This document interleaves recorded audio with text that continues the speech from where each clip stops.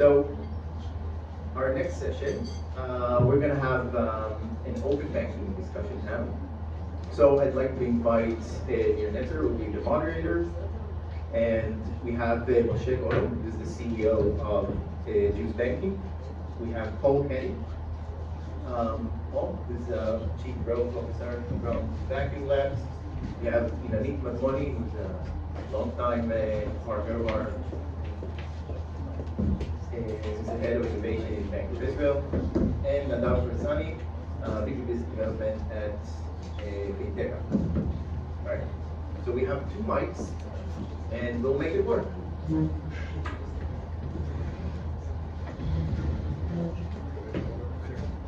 Yeah, you should sit in the order of your pictures, but it's okay.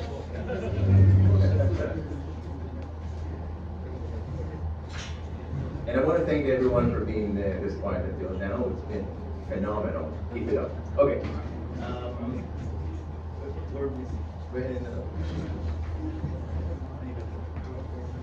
Hi everybody. Okay. Welcome, panelists. Can we squeeze into the frame? Can we take a little bit to the left?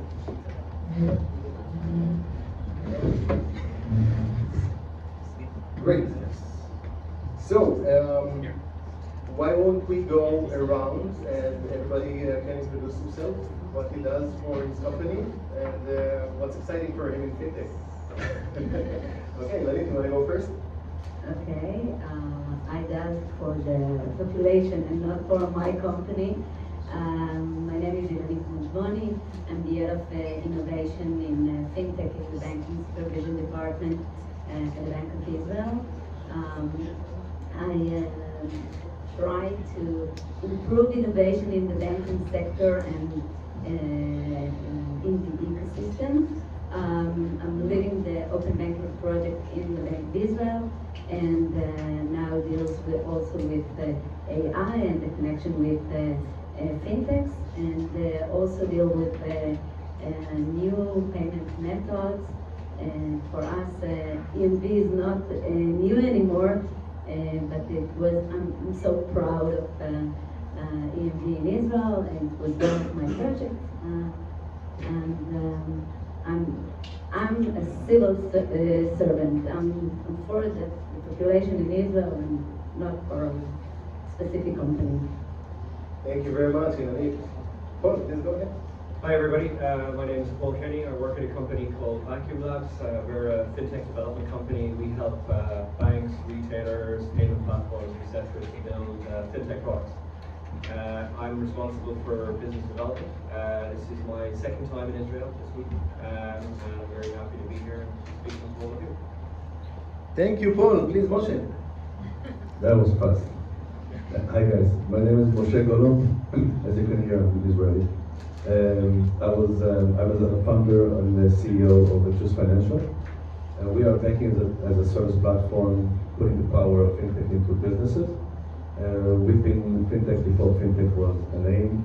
We have a lot of experience and enjoying the growth and adoption of digital banking solutions into different verticals. Thank you very much, Moshe. Well, maybe we'll start with you. Maybe we'll talk on open banking as a general concept. Okay, how do we see it contributing to different players in the industry? How do you see it contributing to different businesses and players? Yeah, open banking is a big word, but what it allows, especially in the United States, and this is the market we are focused on, it allows a lot of solutions that, new solutions to different demographics. So obviously financial inclusions for individuals, for businesses, allowing new innovation. Obviously the fintech industry has thrived in this time, offering, I think more specific. The banks usually have a broader and more kind of siloed solution. Fintechs are being able to innovate in this environment and then again democratize some of the financial services to the world. Thank you very much, Moshe. Anything to add on top of this from your perspective, Inanit, Paul? Now, these days, I'm not talking about open banking anymore, but open finance. If I start speaking about open banking, I can stand there for hours. I think with open banking can help the the customers and also the financial institutions give better products, better service to their customers. And maybe we'll clarify this. How do you see the difference between open finance and open banking? I believe that we started with open banking. Only it even was narrower. Only the current account, to open the data only in the current account. In Israel, we have, I believe, different banking system. So we have a lot more services within one account. So it's not a current account anymore, but it's the loan account, the deposit account, the securities account, all in one place. So we couldn't think only for the open banking, only for this specific activity of current account, but we need to think wider, to think about all the activities. So in the beginning, it was the open banking, the very narrow current account, and then we decided to go to all the banking activities. But in Israel, not only banks has these products, but also other financial institutions like the insurance companies, other institutions, and they give credit and they give loans and deposits. And it's very important to see the whole financial picture of the customer. And it's not only reading the data, but also putting new transaction in my account. And it's not, for me, the first step is to make a payment initiation, but the next step will be maybe to deposit, to put some money in my new deposit, maybe to buy securities. So I'm feeling that I'm talking too much, but not at all. It's super interesting, and clearly there's a synergy between the regulator, fintech companies, and corporates, and that's exactly what we want to address. Yeah, I believe that the first, because in Israel we have a very complicated regulatory structure, so first we need the synergy between the regulators, and I believe that we have a great synergy. We sit together, we think together, we try to promote and to do new things and good things for the ecosystem. And in the beginning, I felt that the banks and the fintechs felt like enemies. And after we put them all together in one room and around the same table, they found that they can cooperate between each other, and then they can do new things, and it will be easier to a bank to cooperate with the fintech to give the services of open banking to its customers. I fully agree. Thanks very much for that, Nicole. That was exactly my next question for you. How do you see the open banking phenomenon? Do you see it as a threat or as an opportunity to the traditional banking environment? Oh gosh. I mean, when I think about open banking, I think about it through a very kind of European-centric lens, right? So, you know, the big change in open banking was probably with the Payment Services Directive #2 in Europe, which kind of PSD2, yeah.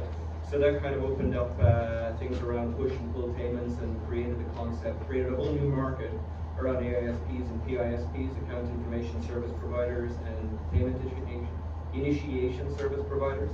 And what you've seen, or what we've seen, and what we've built with some of our clients are kind of new, better ways of making payments and of pulling and pushing money from your regular bank account, and also aggregating information from multiple bank accounts to provide you with a better picture of your overall financial position, right? So that's really interesting. I think in the future, when you think about it with PSD3, which is coming soon, and they've already sort of opened a consultation on that since last year, but it's supposed to cover things like credit, things like insurance, and so forth. And you know, given the wave of innovation that we've seen around different companies and different business models and so forth, I think you know, opening that market up around credit and insurance is just going to be enormous, right? So do I think it's an opportunity? Absolutely. Do I think it's an opportunity for banks? Absolutely. But it's also an opportunity for fintechs as well, right? And for all other types of companies who, who are in any way touch sort of money, right? And you've heard this before, right?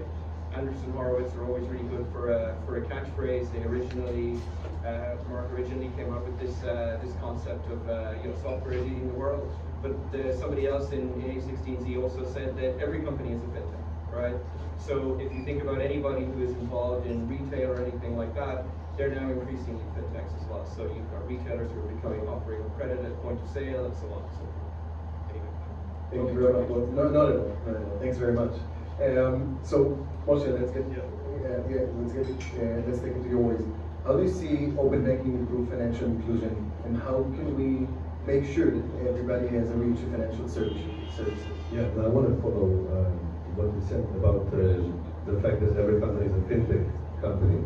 So that's kind of what we do. We bring the fintech to businesses, and they come up with the schemes. The schemes are they need to service their customers, and some of those services the customers are underserved. For example, all the concept of earned wage advance, getting paid on a daily basis. That's something that was very, very hard to do years ago. Now it's much easier. You can choose whether you want to pay to your new account or your old account. So open banking has opened up a lot of opportunities to create products that helps businesses service their customers, their employees, or any stakeholder basically, and expand kind of the offering. And we couldn't do this without the innovation in open banking. Now in the US, obviously, it's market driven. It's less regulated, it's more market driven. So obviously, you gotta rely on the innovation of other fintechs, all the API world or API innovation is the one who's driving open banking, and it comes from demand that consumers or businesses are asking for. So this is actually the place where financial inclusion is taking the lead. And there's a demand from users, so then the financial industry needs them.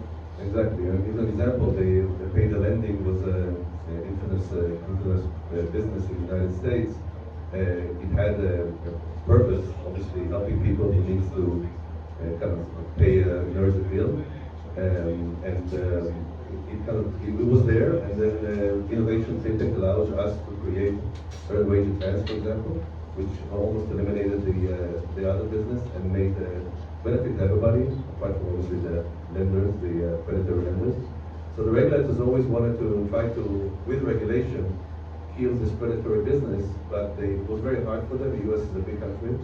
And then fintechs actually did that very quickly with earned wage advance, and now the consumer, which is the underbanked or unbanked, is getting earned wage advance for zero cost. So that's better than 400% loans. Indeed. Yeah, sure. Go ahead. I just wanted to build on what Moshe was saying, because it just struck me as well that one of the other areas around PSD3 is going to be some regulatory requirements around responsible lending.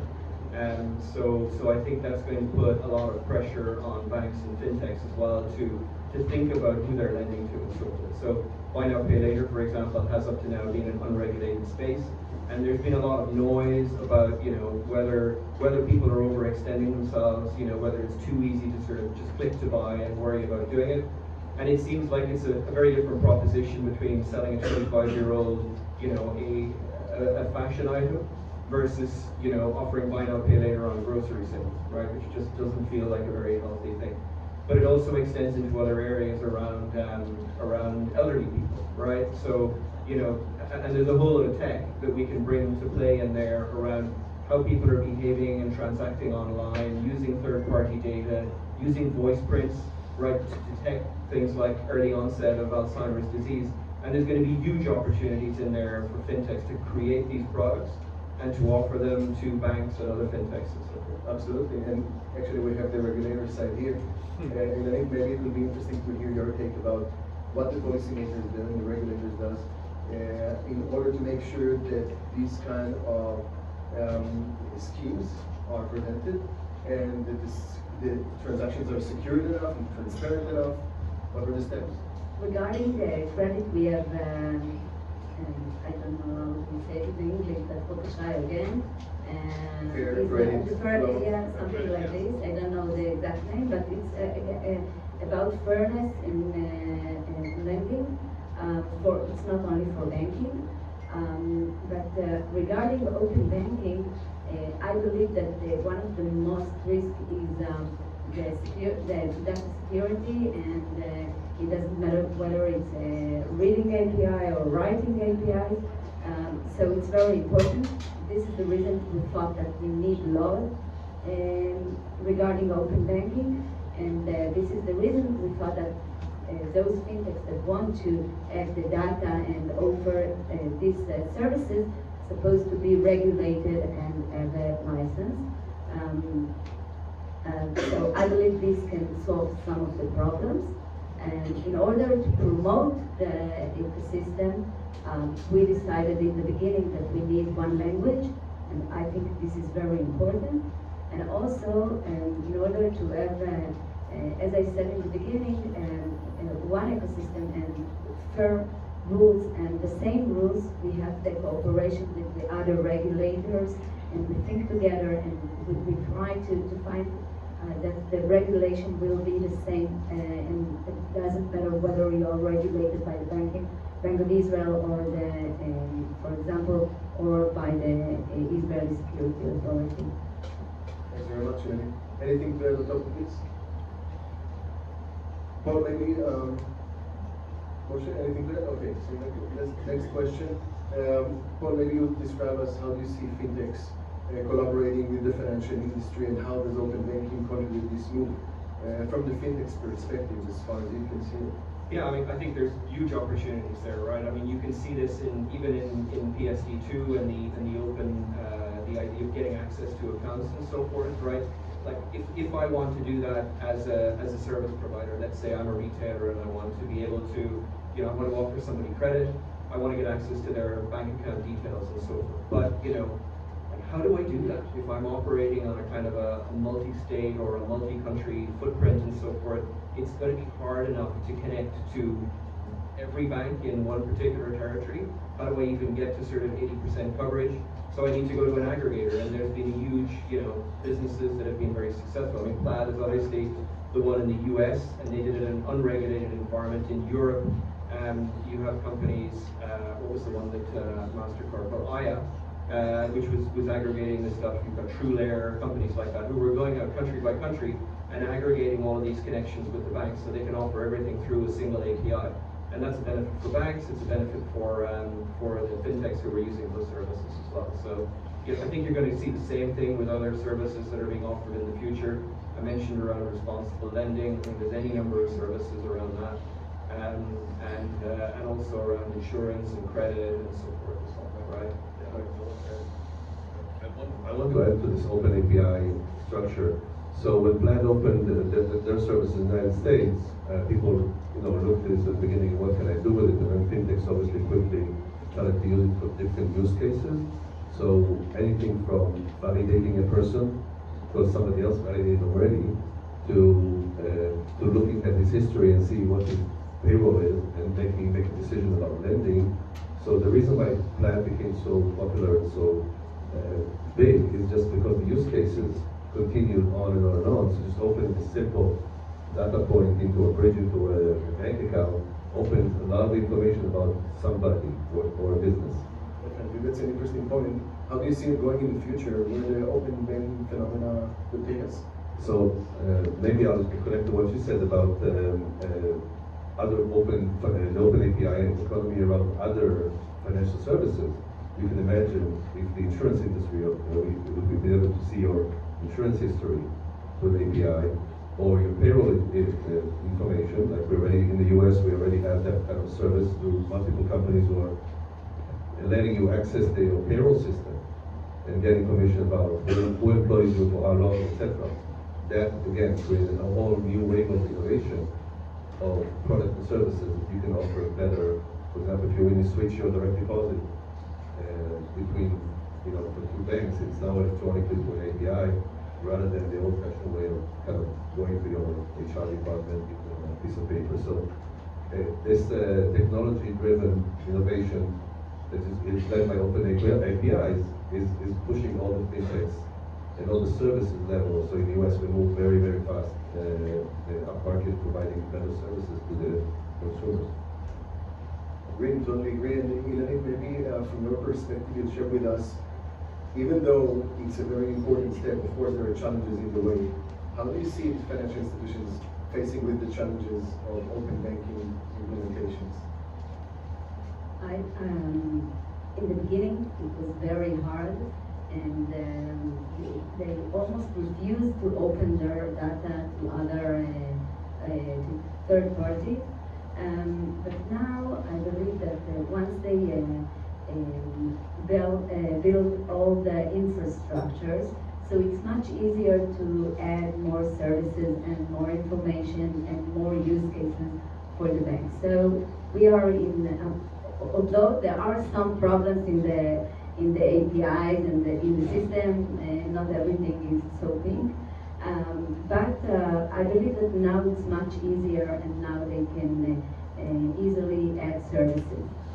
But there are many other challenges for them, and we need to take this into account once we want to add more services like the securities. We just publish a standard, and they need to implement. I believe that to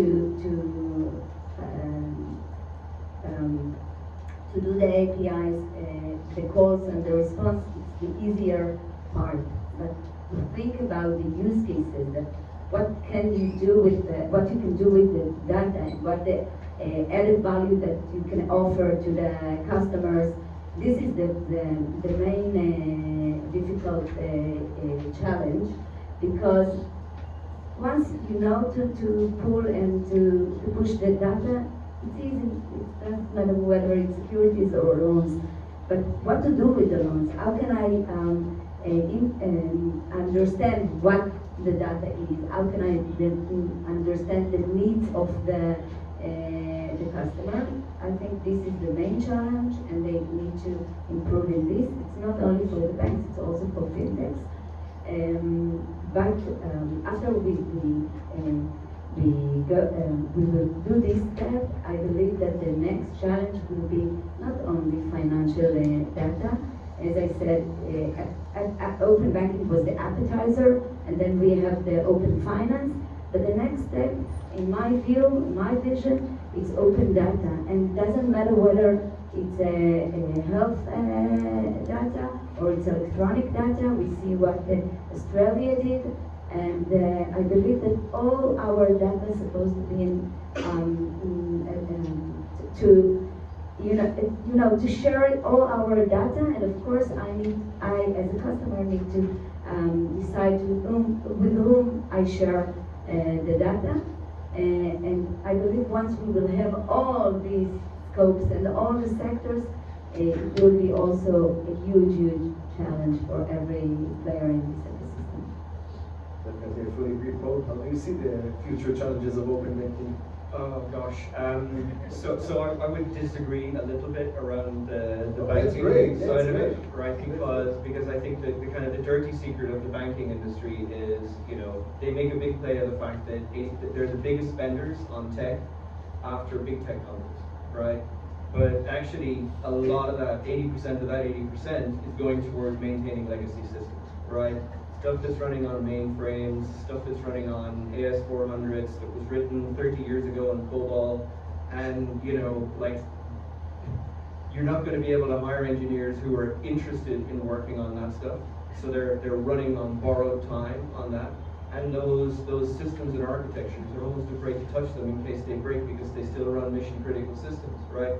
So they've got a huge transformation effort to go through to migrate from those legacy platforms into cloud-based architectures running on modern banking cores and so forth, right? So and you can see companies that are adopting, banks are adopting different sort of strategies around this, right? Some of them are kind of taking it piece by piece. Some of them are setting up greenfield banks, and we've helped companies to build those in Asia and Europe. And others are just kind of like, see no evil, hear no evil, and just hoping that it goes away, right? So I think there's a huge challenge to be done there, and that's I think we're only kind of 1% of the way in there. But I think the recent economic turmoil that we're seeing might result in some consolidation, right? So, assuming the banking sector survives the current trauma that it's going through, those older, more legacy banks have very good valuations. They've got many of them have very strong balance sheets. The newer fintechs are struggling with business models. You don't make much money from interchange. As long as you don't have, open finance and so forth, it's difficult to come up with more profitable business models. So where are they going to make money, right? And so there may be some acquisitions, consolidations there and stuff like that, which could be interesting.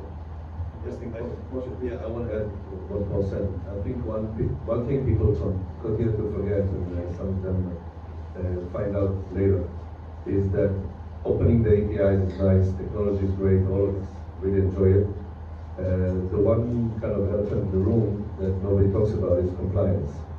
So we are providing not just technology, but also the compliance on the side of it. Because you have to deliver with the API, also the compliance for the use case. So the fact that you are opening your API and people you can use the data to create financial services is very nice. But that opens up a very dangerous situation where those new use cases have no control in place and nothing about compliance. So you gotta wrap this together. You can't just say, okay, let's open up the financial network and everybody can have a feast of data.